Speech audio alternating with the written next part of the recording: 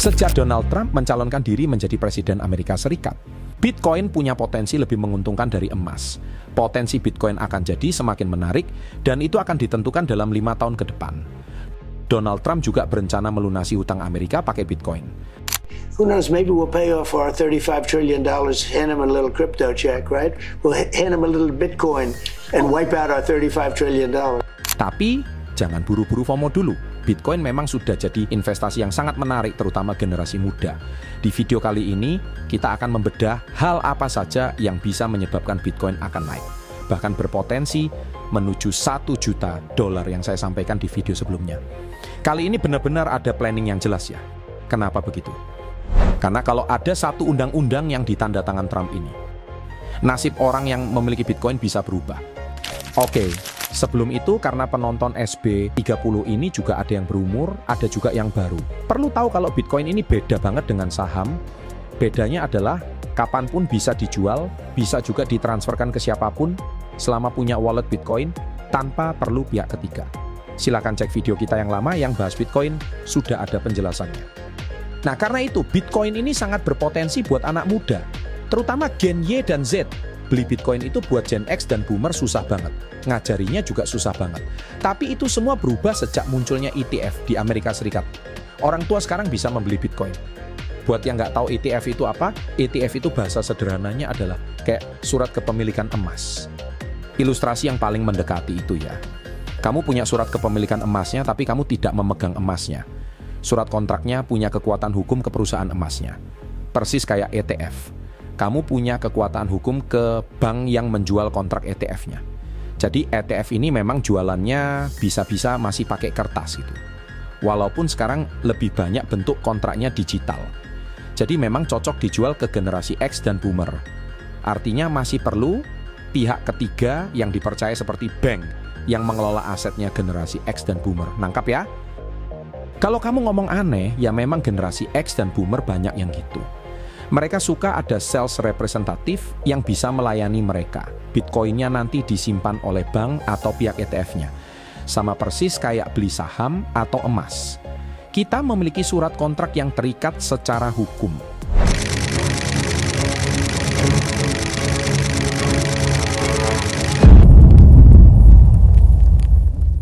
Sahabat entrepreneur, salam hebat luar biasa. Selamat datang kembali ke acara Sisi Yang Lain, acara yang sudah Anda tunggu-tunggu. Kali ini saya akan membahas tentang sisi yang lain dari ekonomi, dan kita akan memberikan edukasi ekonomi. Jadi, meski emas udah lama jadi favorit sebagai aset safe haven, Bitcoin ternyata punya keunggulan-keunggulan unik yang bikin dia layak jadi pilihan investasi di masa depan. Ini bukan berarti emas udah nggak ada harganya lagi. Tapi ada beberapa alasan kenapa Bitcoin bisa lebih menguntungkan buat investor yang siap ngambil sedikit risiko ekstra. Apa saja itu? Ada beberapa hal yang membuat Bitcoin menjadi lebih baik daripada emas. Untuk kedepannya, mungkin ini akan membuka pemikiran Anda tentang apa dan bagaimana Bitcoin kedepannya. Emas memang langka, tapi kita nggak pernah tahu berapa banyak lagi yang bisa ditambang di bumi ini. Atau bahkan di luar angkasa suatu hari nanti. Harga emas bisa hancur kalau emas sukses ditambang di luar angkasa. Sementara itu Bitcoin punya batas yang pasti. Hanya 21 juta koin yang akan ada selamanya. Artinya suplai Bitcoin benar-benar terbatas dan nggak akan nambah lagi. Kelangkaan yang terjamin ini bikin nilai Bitcoin punya peluang naik seiring waktu, apalagi saat permintaan makin tinggi sementara suplai nggak berubah.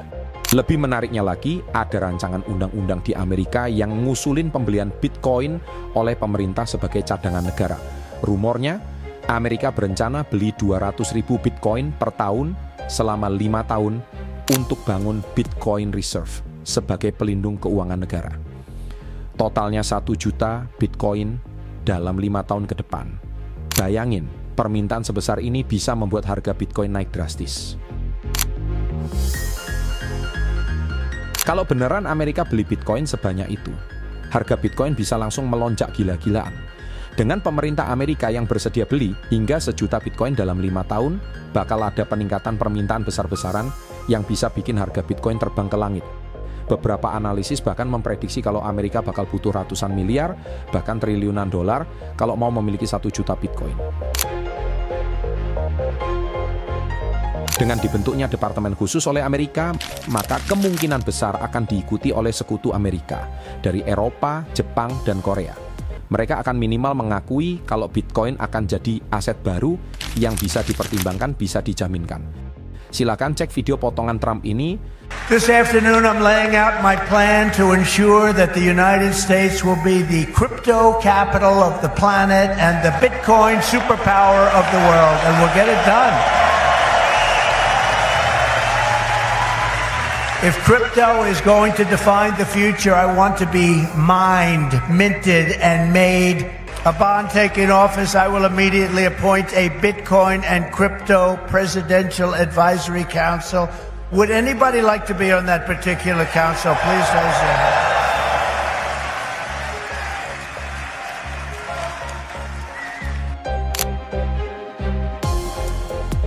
Buat beli Bitcoin sebanyak itu, pemerintah Amerika tentu perlu dana besar. Belakangan ini ada rumor yang membincangkan cara itu. Dalam rumornya, Amerika akan mencetak uang baru, alias fiat currency. Dengan dukungan dari Federal Reserve, pemerintah bisa mendanai pembelian Bitcoin tanpa perlu bergantung sepenuhnya pada uang, pajak, atau mengurangi belanja sektor lain. Langkah ini bikin mereka bisa meningkatkan kepemilikan Bitcoin tanpa harus pusing dengan pengeluaran lainnya. Enak kan? Bitcoinnya dibeli dengan cara cetak uang sama Amerika. Akibatnya tentu aja bikin permintaan Bitcoin makin tinggi di pasar global. Kalau rencana ini sukses dan Amerika memiliki 1 juta Bitcoin, maka Amerika akan menjadi salah satu pemilik terbesar Bitcoin. Ditambah belum lagi banyak pengusaha Amerika yang memiliki Bitcoin. Ingat ya, presiden itu tidak bergerak sendiri. Ini salah satu pendukung utama Trump yang juga memasukkan asetnya di Bitcoin. I'm a huge supporter of Bitcoin. I was here a year ago at the other Bitcoin conference. I went home with most of my wealth into Bitcoin, so I'm fully committed.